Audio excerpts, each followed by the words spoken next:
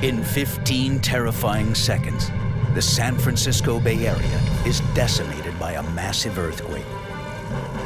As fire threatens entire neighborhoods and bridges, buildings, and freeways collapse, rescuers try to save those in danger.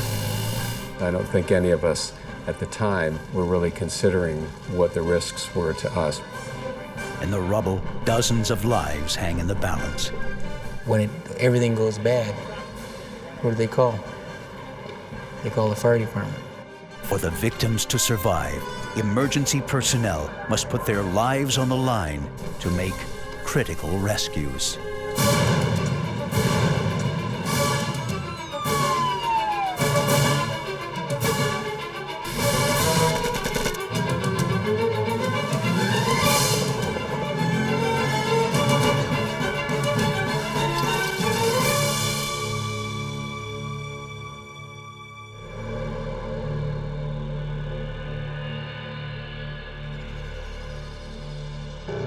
California's San Andreas Fault is the most studied fault line in the world. In September 1989, scientists from the U.S. Geological Survey detected a series of minor earthquakes. The data led them to predict a devastating earthquake would strike sometime between that moment and the next 30 years. There was no way to predict the impending quake with more accuracy. Yes. It's not looking good. It was a threat people in the San Francisco Bay Area lived with every day, but rarely thought about. On Tuesday, October 17, 1989, most people in the region were thinking about the third game of the World Series. A sellout crowd of 54,000 baseball fans packed Candlestick Park to watch the San Francisco Giants take on their Cross Bay rivals, the Oakland Athletics. It was billed as the Battle of the Bay. Each city rooted for its home team. 23-year-old Treasure Island firefighter Tim Peterson was undivided in his loyalty. I'm an A's fan. And yeah, I've always followed the A's. I have no interest in the San Francisco Giants. Peterson was on his way back to the fire station after running an errand. Traffic on the Cypress Expressway and the Bay Bridge was unusually light. There was no traffic that day. It was because of the ball game. I definitely wanted to get back to work to watch the game. If all went well, Peterson might make it back for the opening pitch. Mom, I don't want braces. Kids will tease me. You're really gonna have a gorgeous smile. In Oakland, Petra Baruman drove her 10-year-old daughter Kathy home from the orthodontist. 8-year-old Julio shared the back seat with his sister. Up front, his mother and a friend listened to the game as they headed home on the lower deck of the Cypress Expressway.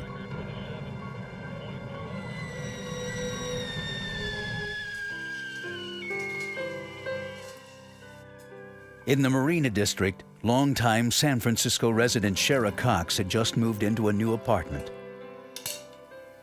Although she was still unpacking, she'd already set up her most prized possession, her baby grand piano. Misses outside, 2-1 the count. Shara loved playing waltzes. Few things could pull her away from her music after a long day at work. But that Tuesday was different. The World Series was beginning.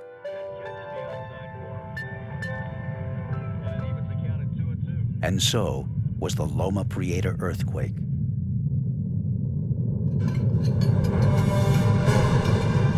Shara braced herself under a door frame. It was the safest place in the house.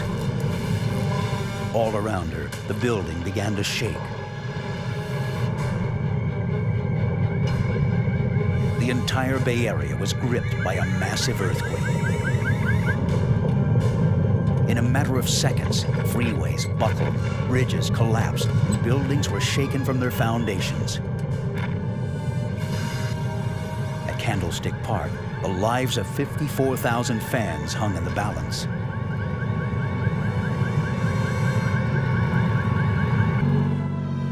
Tim Peterson was on the Cypress Expressway when the quake struck. It was like I'd hit something and I had 4 flat tires because the truck was just completely out of control. And that lasted for probably a second. And then it was complete black.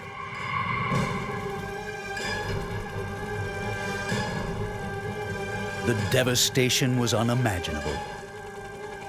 In 15 seconds, the 7.1 earthquake destroyed 1.5 miles of the double-decker expressway. Thousands of tons of concrete slammed down onto the lower deck, crushing vehicles and the people in them.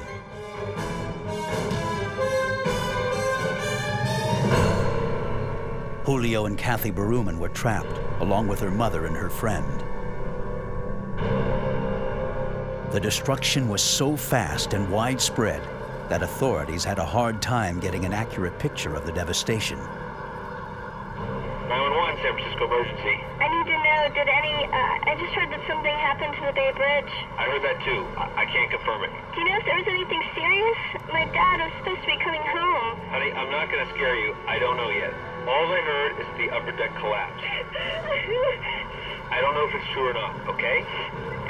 Okay. Authorities would soon confirm the quake had severed the main artery between Oakland and San Francisco, the Bay Bridge. 275,000 vehicles crossed the bridge each day. Now, a section of the upper deck had fallen onto the lower deck. About 4 seconds into it, we turned around because we were going to run through the playground, and we saw this go, and it just quietly collapsed. It was so eerie. The Marina District, Shara Cox's neighborhood, was hit hardest by the quake. Because it was built on marshland, the marina's soil is prone to a phenomenon known as liquefaction. Vibrations from the quake literally turned the soil to liquid. The liquefied soil gave way, unable to support buildings. Many structures tumbled to the ground. Gas lines ruptured, and the fires began to spread.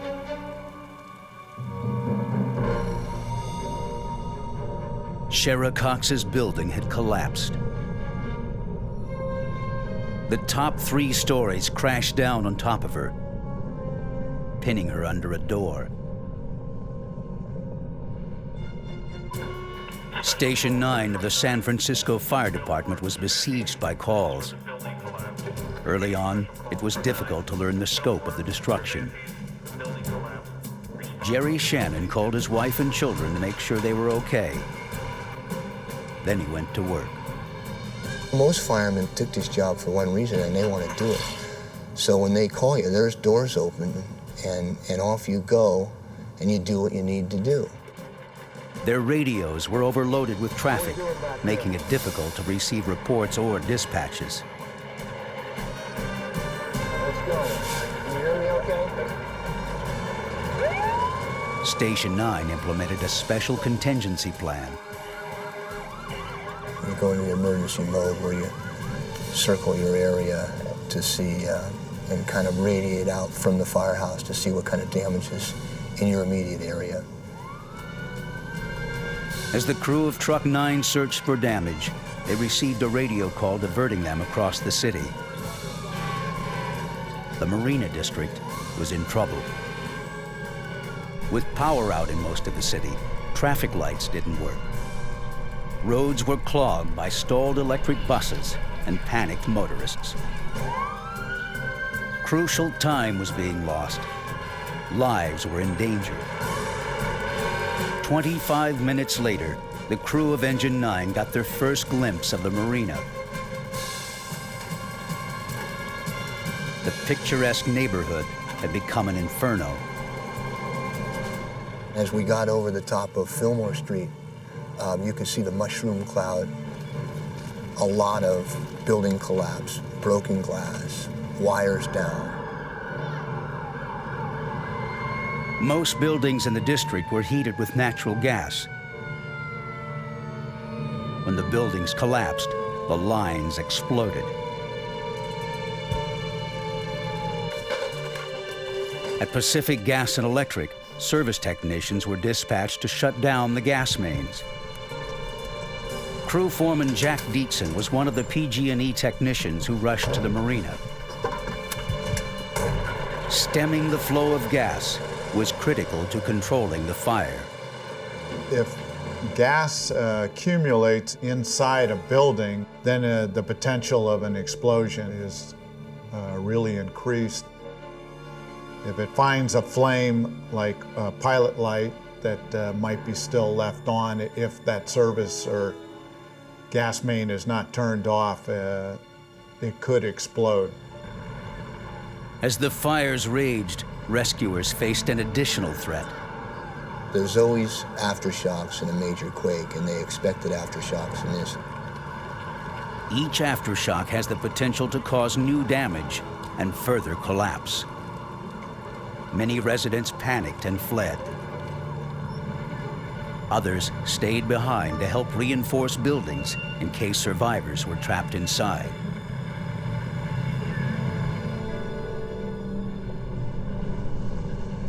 Shara Cox was still trapped in the rubble of her building.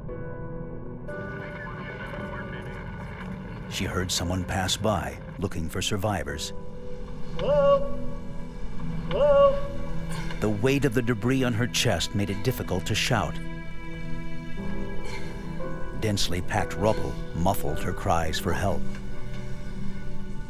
The rescue worker moved on. Shara Cox was just 30 feet away.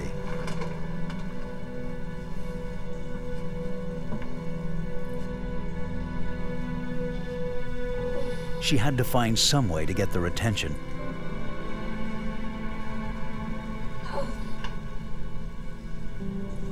She found a metal pipe in the wreckage. It was her only hope.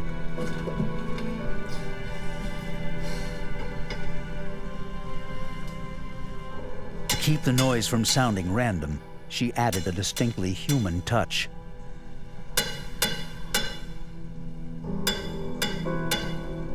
She banged out a waltz rhythm.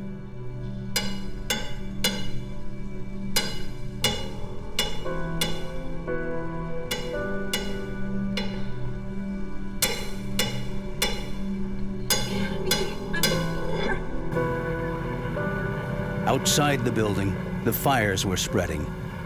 If someone didn't hear her soon, Shara would be burned alive. Across the bay in Oakland, Tim Peterson faced a similar fate. His truck had been crushed by tons of concrete from the upper deck of the Cypress Freeway. It was a miracle he was even alive.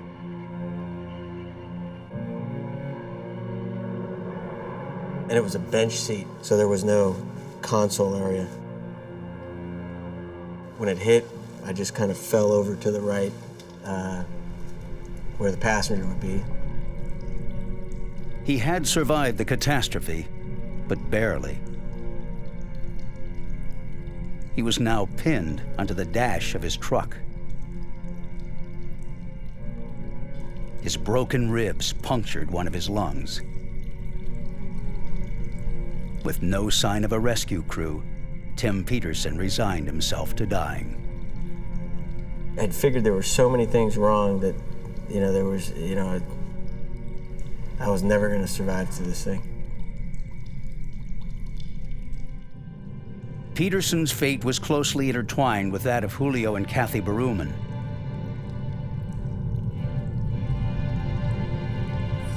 As aftershocks rocked the damaged Cypress Freeway, they hoped someone would find them before it collapsed completely.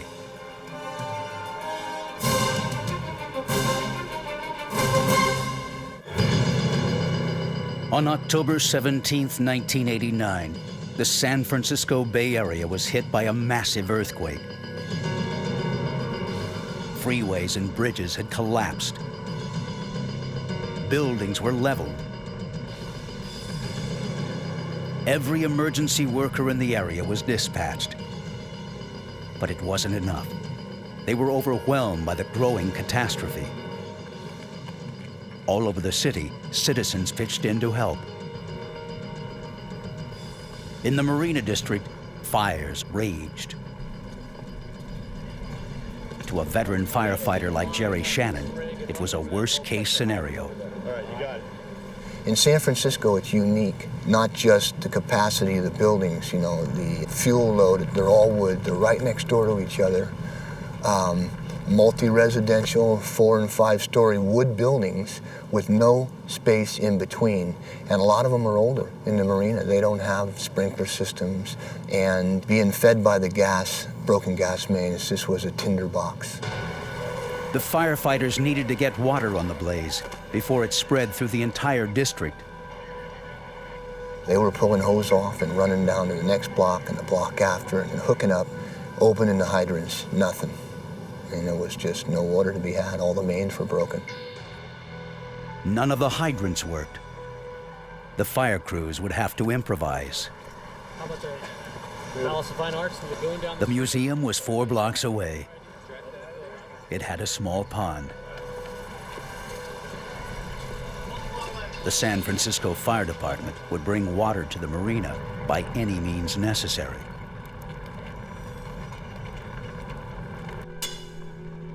Countless lives depended on it. As fire threatened to engulf the neighborhood, quake victims like Shara Cox were still trapped in rubble.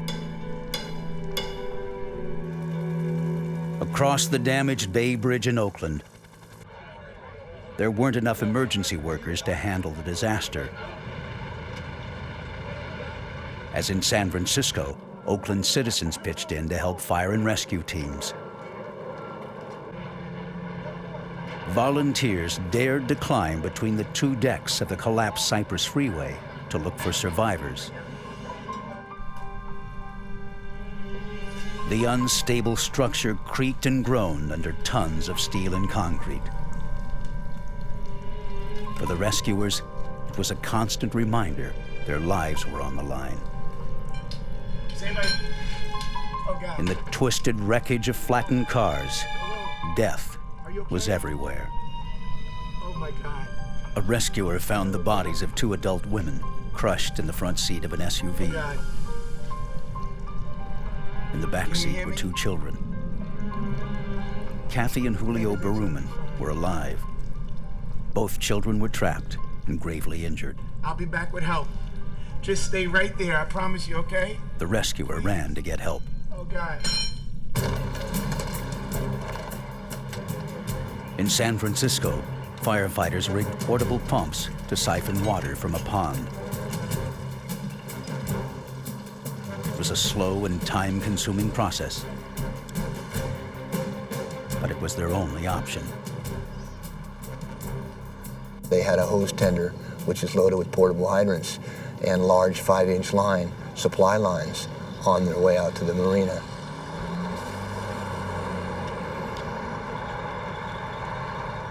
It was a start, but the lagoon would soon run dry.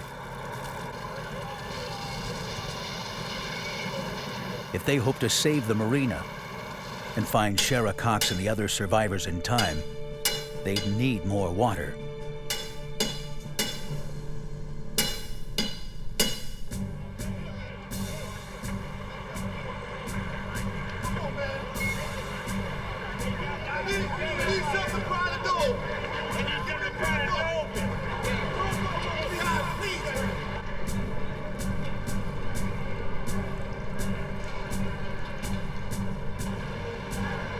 Oakland firefighters responded to a citizen's report of 2 trapped children in the wreckage of the 880 freeway.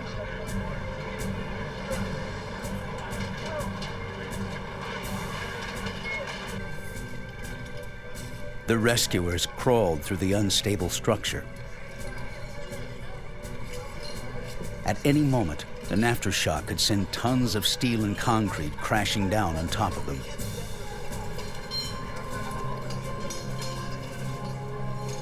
Kathy and Julio were trapped in the wreckage of the family car.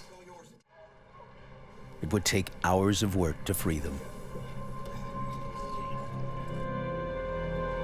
A mile away, under the smoldering wreckage of the freeway, Tim Peterson was pinned inside his truck.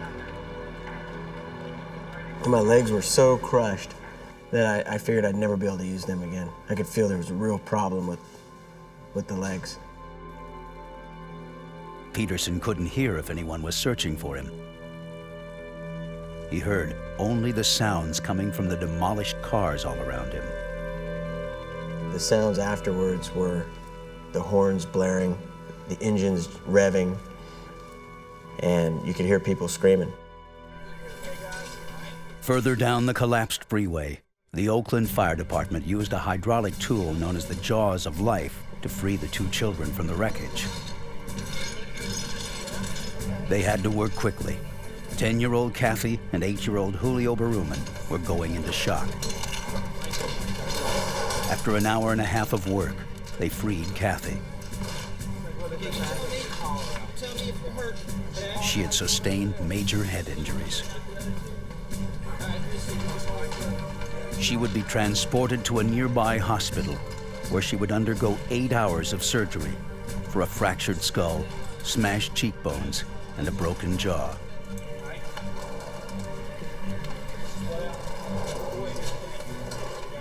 Her brother Julio's situation was more dire. His legs were pinned under the seats. His right leg was crushed. Firemen couldn't remove him from the vehicle. They needed a doctor if they had any chance of saving him. The staff of Oakland's Children's Hospital watched news reports of the Cypress Freeway collapse. Dr. James Betts, director of trauma services for the hospital, prepared for a busy night. So we readied ourselves to receive all of these patients, and over the course of the next hour, no one came. So we had no injured children, no injured adults, and yet we knew there were people who were trapped on this freeway. Dr. Betts phoned Oakland police and offered his assistance. They sent a car to rush him to the Cypress Freeway. In the Marina district, the fires began consuming structures near Sheriff Cox's collapsed apartment building.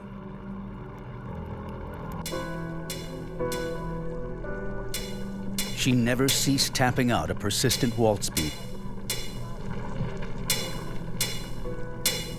The effort seemed to pay off.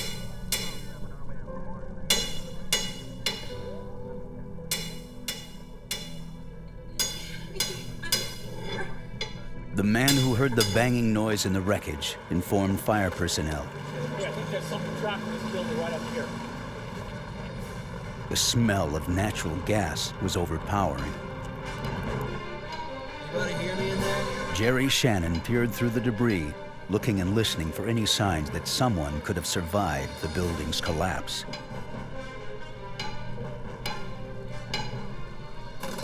Then he heard something. Is anybody in here? Anybody in here? As he moved through the debris, Jerry Shannon couldn't be sure where the sound was coming from.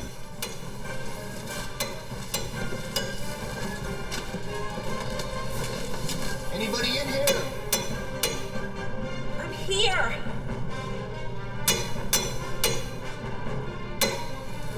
Here.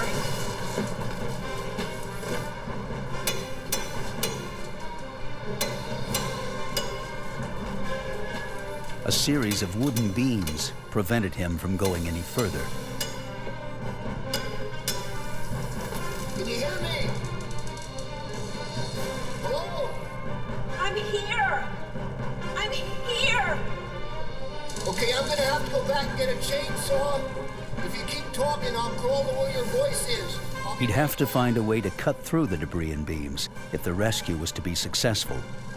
By cutting them, he'd risk collapsing the tunnel, which could take both of their lives. I had no idea whether we were gonna get her out. I mean, with all the stuff that had come down on her, I had no idea. whether it was going to be a successful rescue.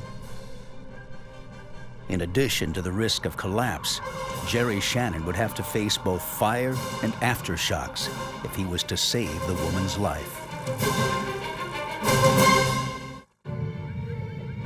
A massive earthquake measuring 7.1 on the Richter scale hit the San Francisco Bay Area. It leveled buildings and freeways. In Oakland, tons of concrete fell from the Cypress Expressway. Dozens of cars on the lower deck were crushed. An hour later, a volunteer crawled through the wreckage looking for survivors.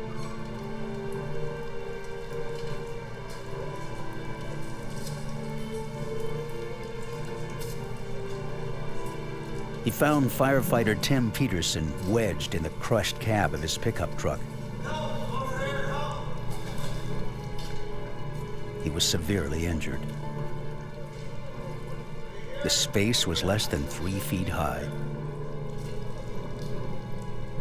But if you can imagine, something's crushed like that, so the steering wheel is now conformed over your lap, and down by the pedals and all that, your ankles are just mangled in there. So there's no really moving that part. So if you really can't move your legs, it's kind of hard to move your torso much. To give Peterson more room, the volunteer tried to lower the truck by slashing its tires. The tactic seemed to work. There was now a 2-inch gap between the concrete and the truck.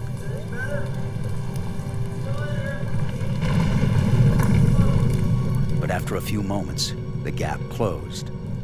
The concrete was just settling to where it wanted to settle, and there was no stopping it.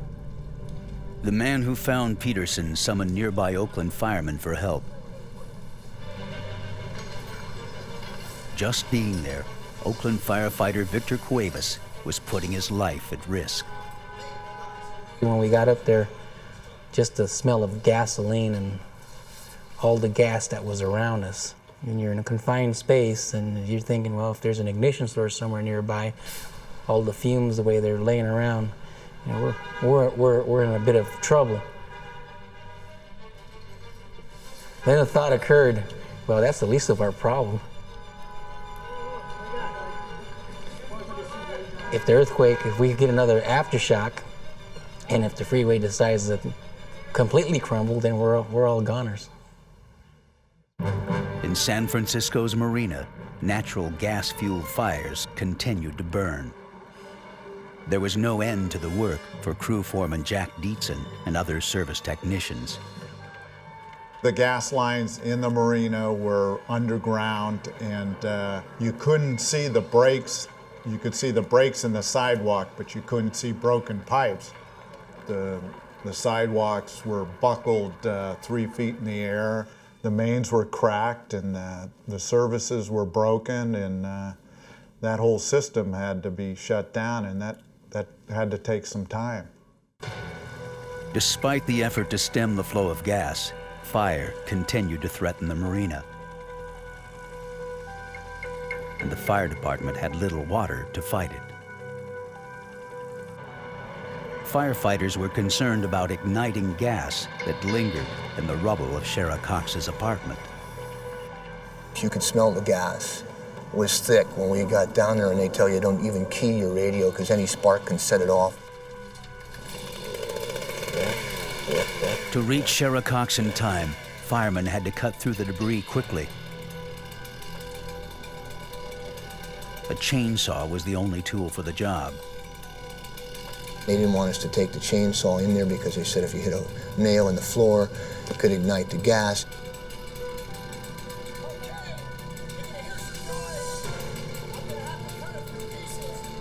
Jerry Shannon began the risky operation of cutting through the beams that prevented him from reaching Shara Cox.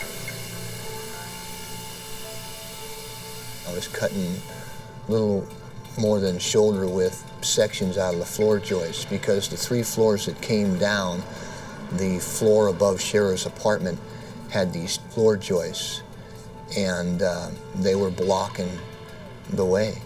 And I was passing the pieces that I cut back to the guys behind me. Even as he cut through the debris, Jerry Shannon couldn't be sure where Shara Cox was in the rubble. I followed her voice, and I was asking her, where were you when it collapsed? And she said, I was in the hallway. And I said, we're in relation, where's the hallway? And she was saying it's in the southwest corner, and I was just kind of crawling to where she was talking. And she hadn't seen the outside of the building. She didn't know it was 3 floors on top of her. Between the 2 decks of the collapsed Cypress Freeway structure in Oakland, Dr. James Betts got his first glimpse at 8-year-old Julio Berumen. His condition was precarious and dire. His right leg was trapped under the front seat. He had been sitting in the back seat, and at the time of the impact had been thrown forward, both of his legs going under each of the front seats. And when the upper deck fell, the cross beam of concrete supporting the upper deck came right down onto the front of the car, instantly killing the 2 adults in the front seat. So his right leg was crushed and trapped from his knee down. His left leg was pinned from his mid-hip down. Several large fans were brought in to reduce the sweltering 95-degree temperatures in the structure.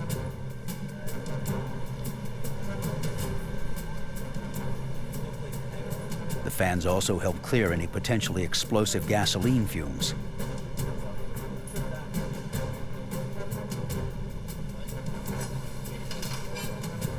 Firefighters worked frantically to free Julio's left leg. With Julio's right leg crushed under tons of concrete, Dr. James Betts would have to perform a heartbreaking task. I knew as soon as I saw him we would have to amputate his right leg at the level of the knee. But Dr. Betts discovered access to Julio's leg was blocked by the body of his mother's friend in the front passenger seat. We couldn't maneuver underneath the front seat to get to his leg in a way that would allow me to amputate his leg. We needed to divide her body in order to get to him. To make matters worse, there were signs that the structure might not hold out. Every several minutes there was an aftershock, so you could feel the whole structure shake. A number of authorities and people on the ground were telling our crew to leave that structure. But we had all decided that we felt as long as Julio was still alive, that we were all going to stay there until we extricated him. Firefighters in the Marina district struggled to keep the entire neighborhood from going up in flames. Broken water mains meant water was scarce.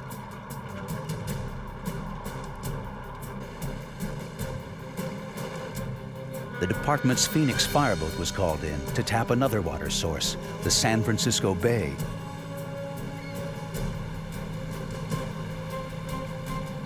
The crew anchored at the Marina harbor.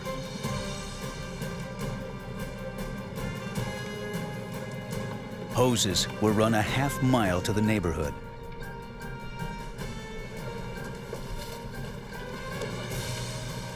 The Phoenix would pump millions of gallons of seawater to quell the flames that roared in the Marina district.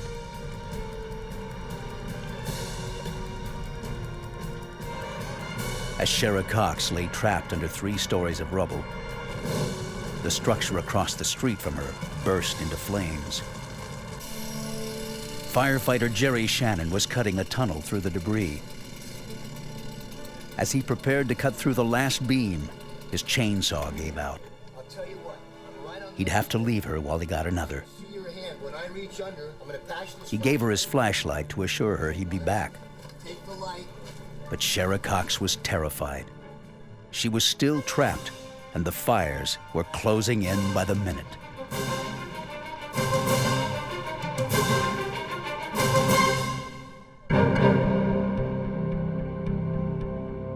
Hours after an earthquake sent the top deck of the Cypress Freeway crashing down on the lower deck, 8-year-old Julio Berumen lay trapped in the crushed remains of an SUV. Dr. James Betts and Oakland firemen were faced with a gruesome task. To reach Julio's leg, they would have to cut the dead body in the front passenger seat in half. Aftershocks threatened to collapse the structure further. With the situation urgent, Dr. Betts needed a tool that could work faster than any surgical instrument.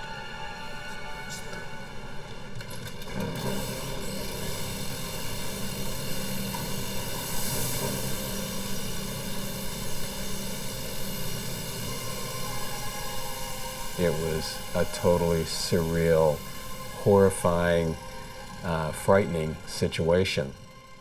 That number one, we were doing this, and number two, I was worried that we were going to further injure the child who was still alive.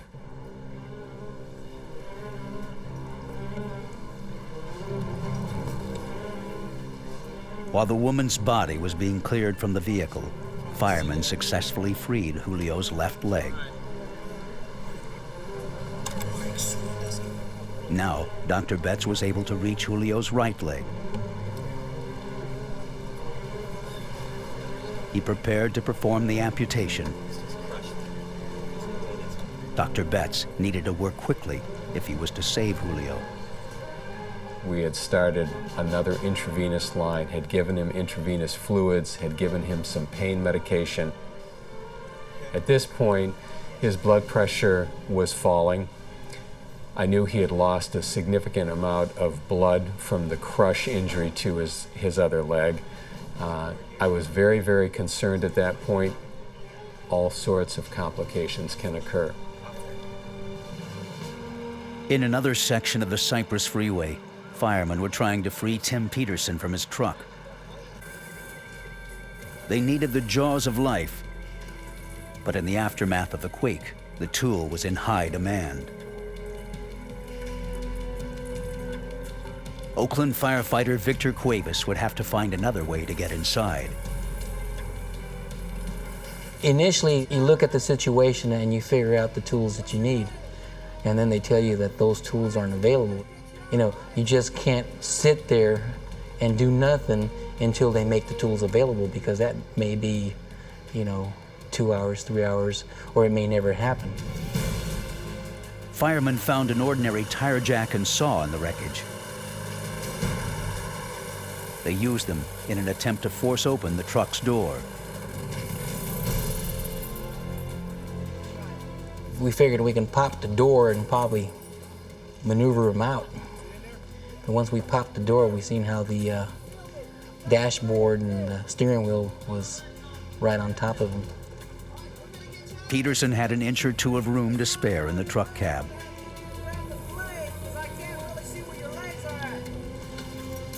Tremors and aftershocks were threatening to eliminate even this meager space.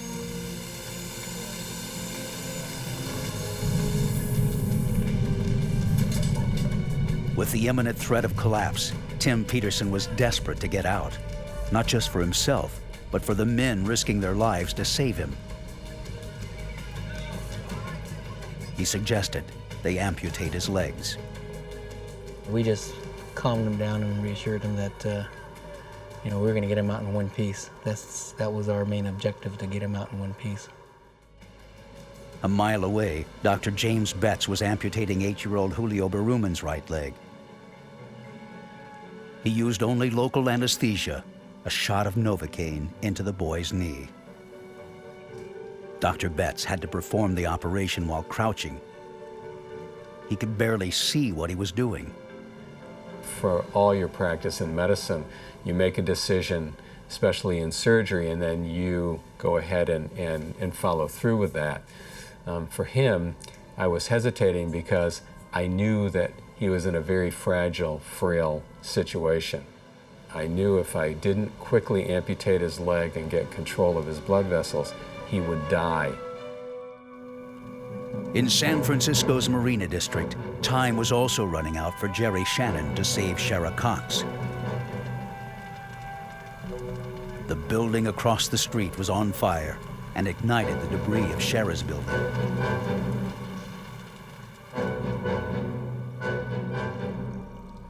Jerry had spent 3 hours cutting a narrow crawl space to reach her. He couldn't see what was happening outside, but sensed imminent danger. Things got hotter and brighter. The ceiling actually dropped about 6 inches from the weight of the water. So I was just trying to go as fast as I could because we had no time. 30 feet into the rubble, Jerry Shannon made his first visual contact with Shara Cox. At that point, I could actually see her, and I leaned over the top, and we were face to face. And she asked me about the water. She said, well, they're going to drown me before you get me out of here. The thousands of gallons of water being poured on the building to contain the fire was proving to be as big a threat to Shara's life as the fire itself. Jerry Shannon gave her his jacket to shield her from the water. But the water level continued to rise. As the fire raged out of control, Jerry had to make a decision. Have the water shut off and risk fire, or keep the water flowing and risk drowning Shara? Cut the water! Jerry, cut the water. Cut the water. He ordered the water shut off.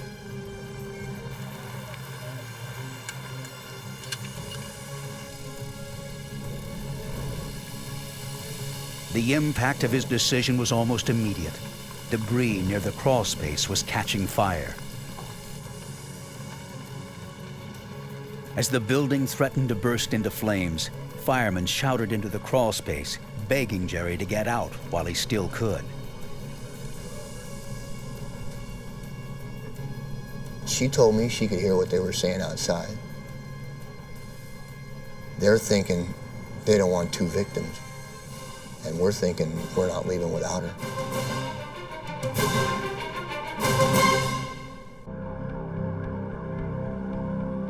Hours after a 7.1 earthquake hit the San Francisco Bay Area, fires were consuming 2 structures next to the collapsed building where Shara Cox lay trapped under 3 stories of rubble. With the building about to be consumed by flames, fireman Jerry Shannon refused to give up. After nearly 3.5 hours, Jerry Shannon had at last reached Shara Cox. But he couldn't budge the door on top of her. A heavy beam made it impossible to move. There was a bunch of stuff on top that I said, I'm gonna have to cut the door in half. So I took the chainsaw, and as I started to cut the door, she said, hold it, this is me under the door. Put my hand under the door so I could feel the heat of the blade coming through. So as I cut through, I could feel the splinters coming down, and she had about 1 inch or 2 buffer between the door and her body. And her eyes were as big as silver dollars.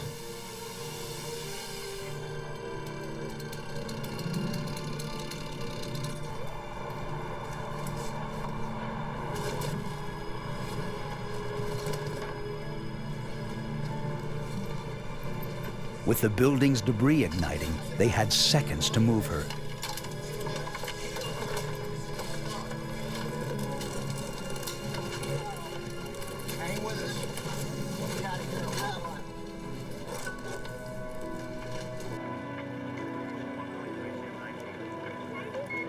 Shara Cox later endured surgery for a crushed pelvis and a broken hip.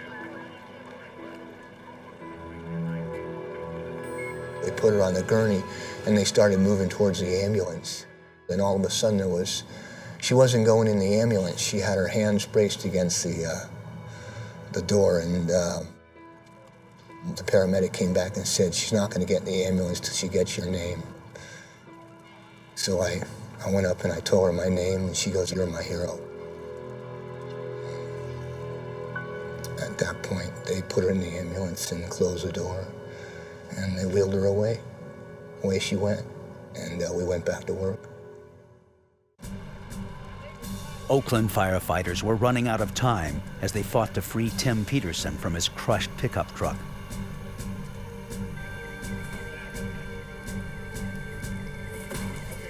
Finally, they were able to push the dash back and widen the cab's crushed metal.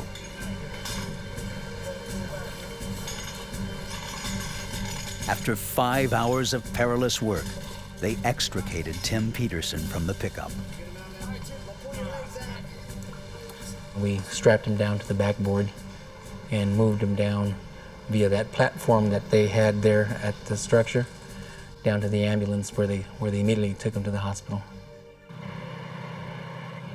Tim Peterson was in critical condition. He was treated for dozens of injuries, including a broken back. A mile away from the rescue of Tim Peterson, Dr. James Betts was trying to free 8-year-old Julio Berumen by amputating his crushed leg. And I couldn't really see very clearly that whole area where his leg was trapped, but I was doing it, feeling it with my hands. And as I divided his leg, I couldn't get control of the major blood vessel that goes from your hip down to your leg, down to your foot. With any kind of instrument, I had to grab it with my fingers because I knew he would bleed to death.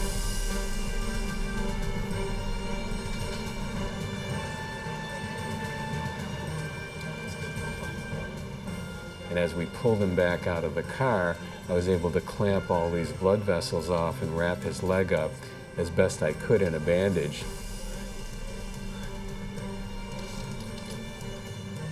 Julio Berumen was rushed to the hospital where the amputation procedure was finished.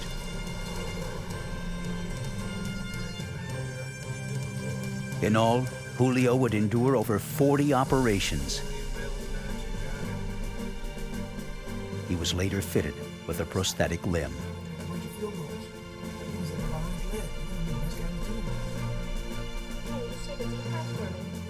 His sister, Kathy, also experienced significant medical interventions,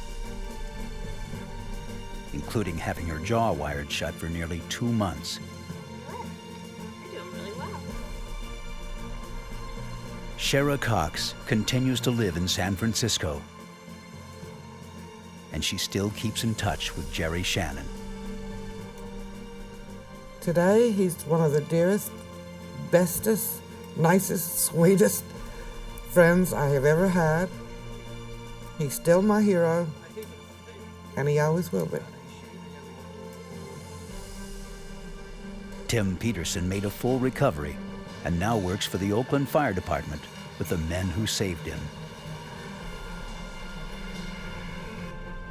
When it was over, the Loma Prieta earthquake claimed 67 lives. Nearly 4,000 people were injured.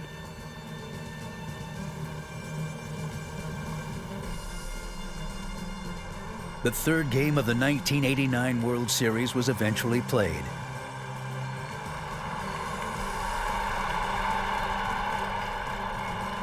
Life in the Bay Area went on. But those who lived through the quake will never forget it.